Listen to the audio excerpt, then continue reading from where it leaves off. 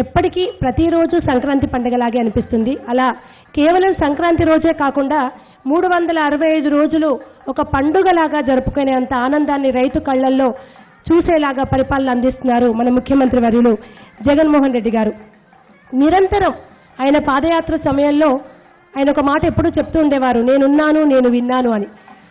ప్రజల కష్టాలన్నీ చూసి విని ఆ రోజు ఏదైతే ఈ కష్టాలు లేకుండా నేను ముఖ్యమంత్రిని అయిన తర్వాత ప్రజలకు ఆనందాన్ని ఇవ్వాలని సంకల్పించారో అనుకున్న తడువుగానే ముఖ్యమంత్రి పదవి బాధ్యతలు చేపట్టిన తర్వాత ప్రతి వ్యక్తి కళ్ళల్లోనూ ఆనందాన్ని చూస్తూ వారి బాధలన్నీ ఆయన మోస్తూ పరిపాలన అందిస్తున్నారు జగన్మోహన్ రెడ్డి గారు. ముఖ్యంగా రైతుల కోసం రైతు భరోసా ఇటువంటి ఎన్నో పథకాలు కూడా ఆయన అందిస్తూ వచ్చారు. ముఖ్యంగా వైఎస్ఆర్ 0 వడ్డీ పథకంతో ఎంతోమంది రైతులు లాభాన్ని పొందడం జరిగింది.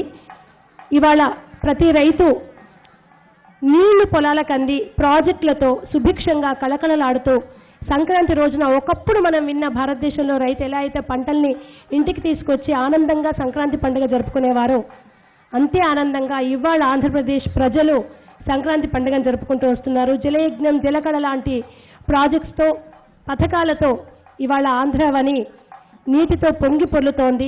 పొలాలన్నీ నిండు గర్భిణిలాగా పంటలతో మోస్తూ ఇవాళ ఆ పంటంతా ఇంటికి తీసుకొచ్చుకొని అలాగే వ్యవసాయానికి సాయపడ్డటువంటి పశు సంపదతోటి పంటతోటి ఆనందంగా ఇవాళ రైతులు ఉన్నారంటే ముమ్మాటికి అదంతా కూడా మన ముఖ్యమంత్రి వర్యులు వైఎస్ జగన్మోహన్ రెడ్డి గారి చల్లని చూపు వల్లే అని ఎటువంటి సందేహం లేకుండా మనం చెప్పొచ్చు. అటువంటి జగన్మోహన్ రెడ్డి గారు ఇవాళ తెలుగు ప్రజలందరినీ ఉద్దేశించి పర్వదిన శుభాకాంక్షలు కూడా తెలియజేయనున్నారు. ఈనాటి కార్యక్రమంలో భాగంగా అనేక సాంస్కృతిక కార్యక్రమాలు ఉన్నాయి. అలాగే ఈ వేదిక అంతా కూడా ఒక్కసారి మన గ్రామీణ వాతావరణాన్ని తలపించే విధంగా హరిదాసులు, గొబ్బెమ్మలు, ముగ్గులు, గాలిపటాలు, సంక్రాంతి అంటే మనందరికీ గుర్తొచ్చే ప్రతి అంశం కూడా ఈ వేదిక చుట్టుపక్కల మనకు కళ్ళకు కట్టినట్టుగా కనిపిస్తోంది. మరికొద్ది క్షణాల్లోనే మన అభిమాన ముఖ్యమంత్రి, మనం అందరం గుండెల్లో పెట్టుకొని కొలుచుకుంటున్నటువంటి మన అధినేత జగన్మోహన్ రెడ్డి గారు సతీ సమేతంగా మరికొద్ది క్షణాల్లోనే వేదిక వద్దకు రానున్నారు. నవరత్నాలు లాంటి ఎన్నో పథకాలని అందిస్తున్నటువంటి ముఖ్యమంత్రి వర్యులకు సంబంధించిన కొన్ని ప్రధానమైన పథకాలు కూడా మనం ఇక్కడ సెట్స్లో చూడొచ్చు.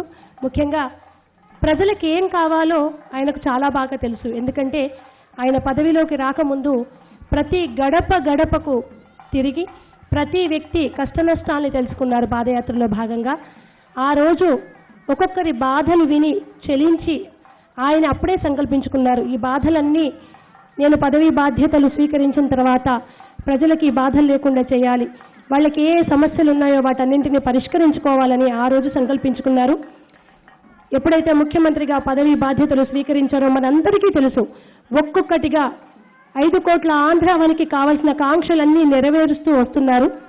అటువంటి మన ప్రియతమ ముఖ్యమంత్రి వర్యులు వైఎస్